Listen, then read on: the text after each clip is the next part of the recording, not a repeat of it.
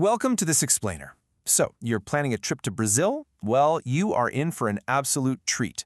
But to truly experience the magic of the country, you're going to need more than just a plane ticket. You need the language. Today, we're equipping you with a highly practical, culturally immersive toolkit for your upcoming travels.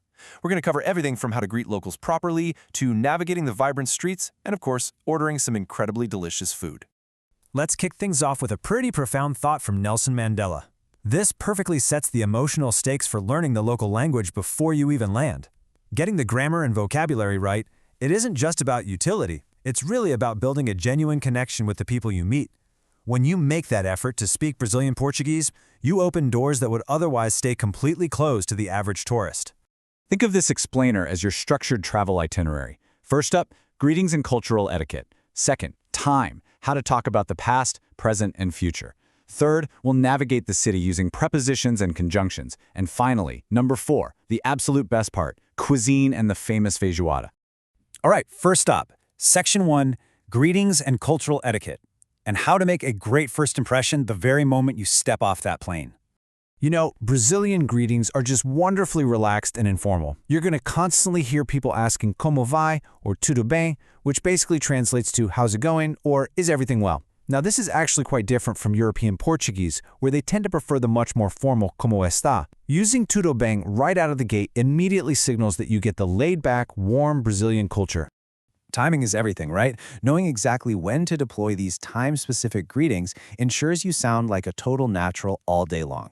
You're going to say bom dia from the moment you wake up right up until you sit down for lunch. After lunch, you switch over to boa tarde until the sun goes down. And once night falls, it's boa noite. And that works whether you're greeting someone at a dinner party or saying your goodbyes at the end of the night. Now let's talk personal space, because a simple greeting really requires understanding local etiquette.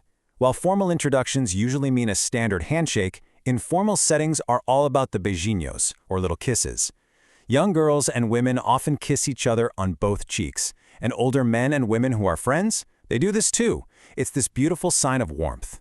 Men generally don't kiss each other in greeting, but close male friends will definitely embrace and pat each other on the back. Moving right along to Section 2, time, past, present, and future. Let's figure out how to share your journey.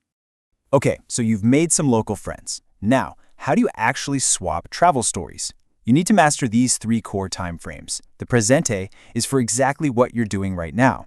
The pretérito is your past tense, perfect for hyping up that amazing museum you visited yesterday.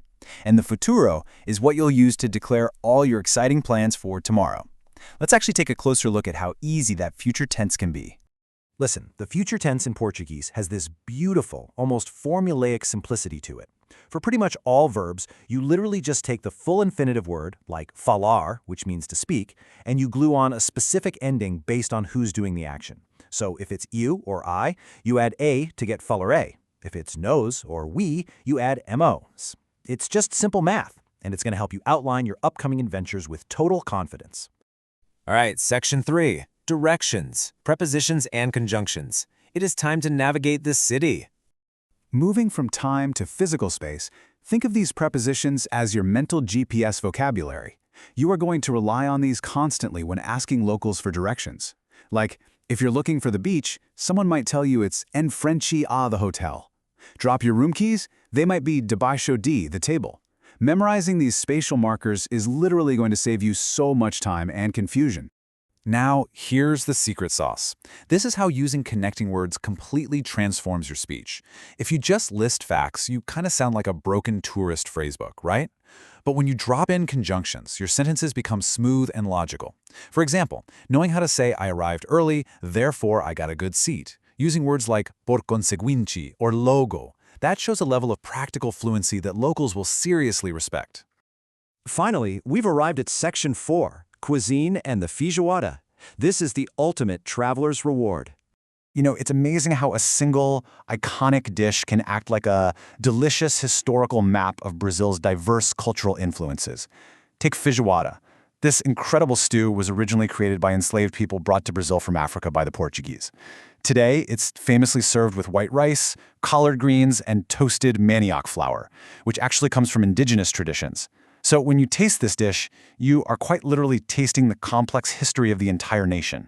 So, let's put this all into practice. Applying your new vocabulary means you can sit down and confidently decipher a real Brazilian menu. You'll easily spot the sections for appetizers, Portuguese dishes, and pratos brasileiros, the Brazilian dishes. And check out the pricing. Everything is listed with an R and a dollar sign. That stands for the real, the official currency. Knowing your way around a local menu, that means you actually get to eat where the locals eat. And honestly, throughout the day, you're going to encounter just an incredible variety of fresh, regional ingredients. On one hand, you've got the heavy hitters, café da manhã to start your day for breakfast, a super hearty almoço for lunch, which, by the way, is usually the biggest meal of the day in Brazil, and jantar for dinner. On the other hand, there are always options for lighter diets, like a sopa de tomate or a fresh salad. Whatever your dietary preference, Brazilian cuisine absolutely has you covered. As we wrap up this explainer, I'm going to leave you with this one delicious question to chew on. You now know how to greet the waiter depending on the time of the day, you know how to talk about your travel plans using the future tense, and you know the history behind the country's most famous dish. All that's left is to pack those bags, practice your beijinhos and pronunciation, and get ready for an unforgettable journey.